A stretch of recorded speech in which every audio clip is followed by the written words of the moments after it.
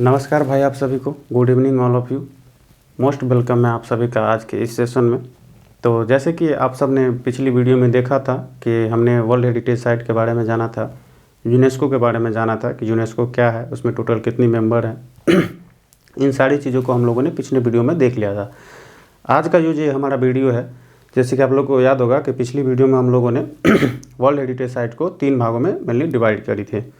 तो 3 भागों में जो बांटा था, तो पहला था हमारा नेचुरल था, सेकंड था कल्चरल एंड थर्ड था जो हमारा मिक्स कैटेगरी में था, जिसमें 1 था। और कल्चरल की बात करें तो उसमें 32 था, और नेचुरल की बात करें तो इसमें टोटल जो है, नेचुरल में टोटल कितनी थी, तो नेचुरल में जो है वो हमारी 7 साइट थी।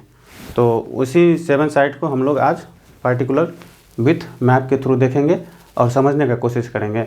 आप लोग बस कंसंट्रेशन बना के देखें और ऐसा मतलब कोशिश करें कि एक बार में ही हम लोग पूरी प्रॉपर इस वीडियो के थ्रू समझ जाए, ताकि वो आप लोग कभी भूल नहीं पाए। तो बात कर लेते हैं हम लोग, पहला जो हमारा था नेशनल पार्क बात कर लेते हैं। तो काजीरंगा नेशनल पार्क। अब ये नेशनल पार्क क्या होता है, तो एक छोटे तरीके से मैं समझा देता हूँ कि नेशनल पार्क ऐसा कोई एरिया होता है, बहुत बड़ा एरिया होता है, जिसमें हम लोग के लिए अलाउ नहीं होता है कि हम लोग वहाँ नहीं जा सकते। जितनी भी खतरनाक जानवरें होती है, उन सभी जानवरों को ओपनली छोड़ दिया जाता है बहुत बड़ा एरिया में, वही हमारा नेशनल पार्क होता है। तो बात कर लेते हैं काजीरंगा नेशनल पार्क की, ये कहाँ पे है। तो चलिए हम लोग देख लेते हैं मैप के थ्रू। तो बात कर लेते हैं हम लोग, यहाँ पे एक झील है, जिस झील का नाम है आपको मानसरोवर झील, ये तिब्बत में है। और इसी झील से एक नदी निकलती है ऐसे, जो यहाँ आसाम होते हुए निकलती है, और यहीं पे है काजीरंगा नेशनल पार्क। और इस नदी का नाम है ब्रह्मपुत्र रिवर। ब्रह्मपुत्र रिवर मतलब ब्रह्मपुत्र नदी। इस नदी के अनेकों नाम हैं, जैसे कि अगर आप बांग्लादेश जाएंगे तो बांग्लादेश में ब्रह्मपुत्र नदी को यमुना नदी कहा जाता है। वहीं अगर आप बात कर ले तिब्बत में, तो तिब्बत में जो है सो उसको सांगपो की नदी कहते हैं। चाइना में देख लीजिए तो देहांग कहते हैं, और भी बहुत सारे नाम हैं। तो मोस्टली इतना इनफ है, तो इसके अनेकों नाम हैं। तो बात कर लेते हैं ये कहाँ से होती हुई, आसाम से होती हुई निकलती है।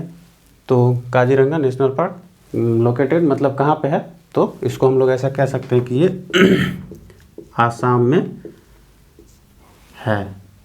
अब बात कर लेते हैं कि ये हमारे वर्ल्ड हेरिटेज साइट में कब जुड़ा था।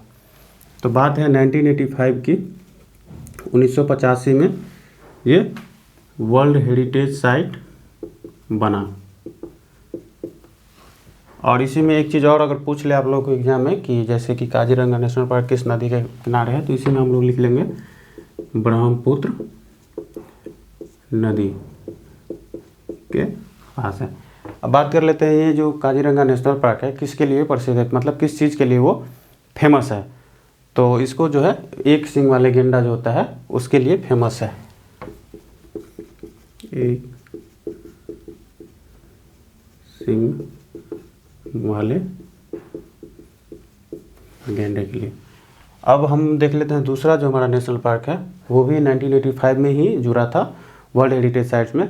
और ये कहाँ पे है, तो यहीं से एक नदी भी निकलती है, यहीं पे आसाम में है एक मानस, यहीं से एक रिवर ऐसे निकलती है, और ये यहीं पे है हमारा मानस। तो इसी रिवर के नाम पे ही है एक मानस राष्ट्रीय उद्यान, तो इसको मानस नेशनल पार्क। ये बात कर लेते ये कब जुड़ा था, तो ये भी 1985 में ही जुड़ा था। बात कर लेते ये कहाँ पे है, तो ये भी हमारा आसाम में ही है। आसाम में कहाँ पे है, तो मानस नदी के पास है। बात कर लेते ये किस चीज़ के लिए फेमस है, तो ये फेमस है आपका जंगली पानी वाली भैंस। जंगली पानी वाली भैंस वही भैंस जो कि काफ़ी जो जहाँ पे ठंडी क्षेत्र होती है, पानी में रहने वाली वो भैंस होती है। देखते होंगे आप लोग इतने बड़े बड़े बाल हैं, मूवी वगैरह में दिखाता होगा, जिसके बहुत बड़े बड़े सींग वगैरह होते हैं। तो यही हमारा जंगली पानी वाली भैंस है। अब बात कर लेते हैं एक और हमारा है जो 1985 यानी कि 1985 में ही वर्ल्ड हेरिटेज साइट में जुड़ा था। तो वो कहाँ है, वो भी हम लोग देख लेते हैं। तो ये हमारा हो जाता है मेनली राजस्थान में। राजस्थान में है केवला देव, तो इसको भी हम लोग देख लेते हैं। ये भी हमारे 1985 में ही जुड़ा था, जो कि कहाँ है, तो राजस्थान में है, भरतपुर में। भरतपुर एक जगह है राजस्थान का, वहीं पे है ये हमारा केवलादेव, ये राष्ट्रीय उद्यान पहले थी, बट इसको अभी चेंज करके इसको जो है पक्षी अभ्यारण्य कर दिया गया। तो इसको हम लोग केवलादेव वाइल्ड लाइफ सेंचुरी कह सकते हैं। बात कर लेते हैं ये किस चीज़ के लिए फेमस है। तो जाहिर सी बात है वाइल्ड लाइफ सेंचुरी है तो पक्षियों के लिए होगी। तो ये जो हमारे प्रवासी पक्षी होते हैं इसके लिए ये फेमस है। ये कब जुड़ा था वर्ल्ड हेरिटेज साइट में? तो ये भी 1985 में ही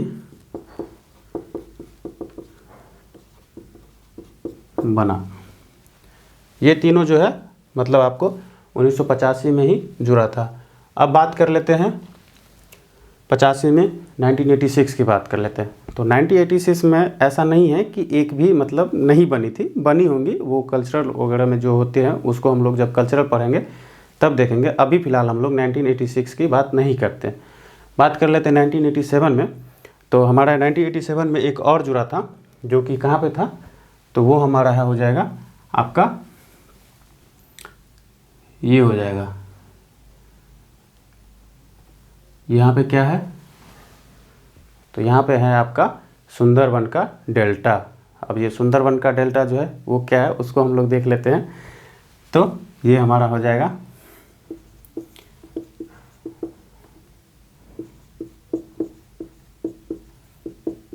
सुंदरवन का डेल्टा, जो कि कहाँ है, वेस्ट बंगाल में है।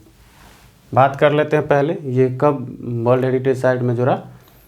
तो ये जुड़ा था 1987 में। 1987 में वर्ल्ड हेरिटेज साइट बना। बात कर लेते हैं ये किस चीज़ के लिए प्रसिद्ध है। तो ये है डेल्टाई क्षेत्र के लिए फेमस होता है, डेल्टाई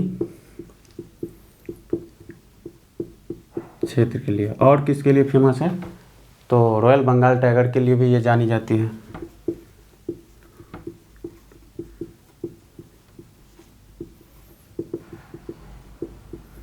रॉयल बंगाल टाइगर के लिए।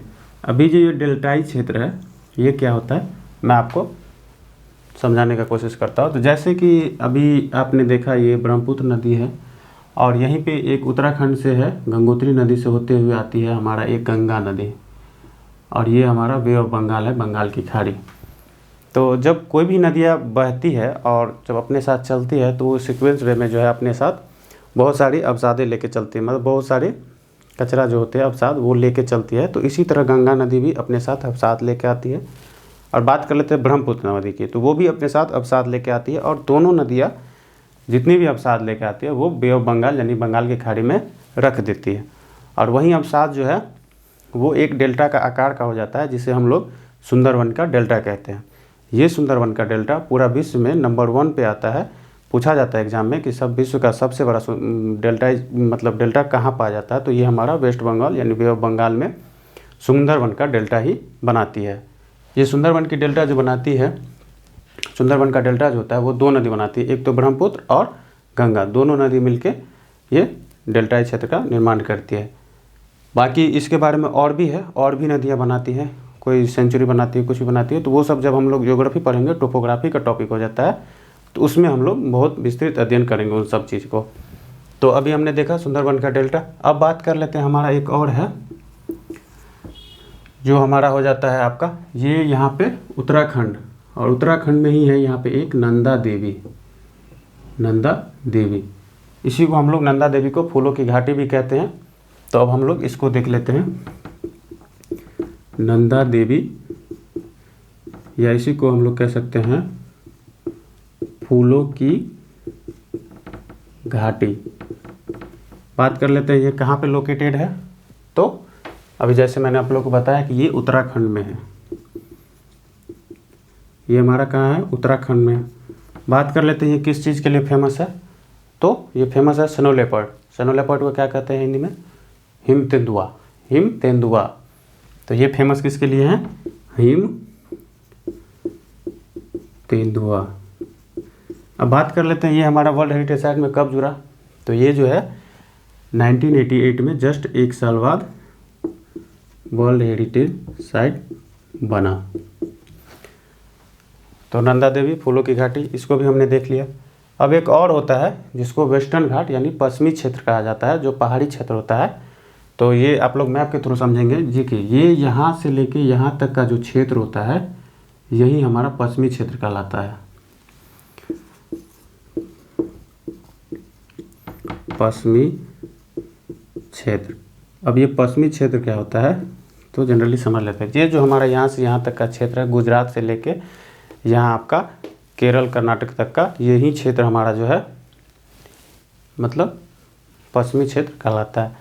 अब ये पश्चिमी क्षेत्र जो है जनरली भारत के 6 राज्यों तक अपना मतलब इसका विस्तृत है। 6 राज्यों तक पूछ देता है कभी कल एग्जाम में कि पश्चिमी घाट जो है भारत के कितने राज्यों तक फैली हुई है। तो ये भारत के 6 राज्यों तक फैली हुई है, जिसका टोटल लेंथ जो है वो 1600 किलोमीटर की लेंथ है।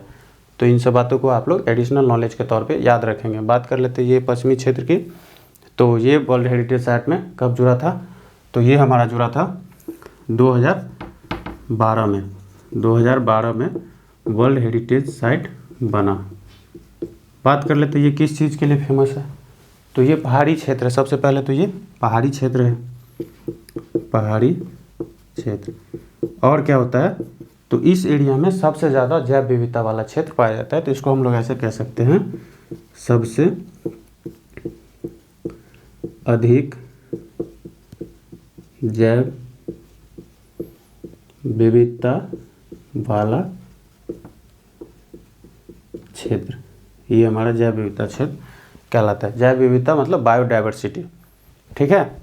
तो अभी हम लोगों ने टोटल 6 देखे। एक और है जो कि हमारा है ग्रेट हिमालयन। अब ये ग्रेट हिमालयन क्या है, तो ये हमारा यहाँ पे हिमाचल प्रदेश। मैप उतना अच्छा नहीं बना है, उन पे आप उतना फोकस नहीं करेंगे। जस्ट लाइक समझाने के लिए मैंने एक छोटी सी मैप ड्रॉ करी है, ताकि आप लोगों को मैप के थ्रू समझा सकूँ, ताकि वो आपके माइंड में स्टोर रहे, ठीक है।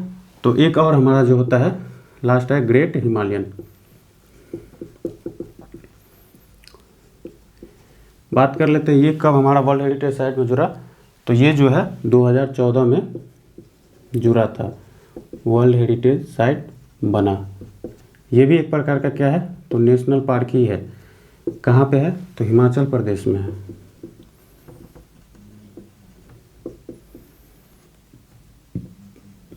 ये हिमाचल प्रदेश में है। तो ये जो टोटल साइट थी 7 साइट जो हमारे नेचुरल साइट थी, जिसको हम लोग प्राकृतिक विरासत स्थल कहेंगे, जो ये हमारे भारत में स्थित है।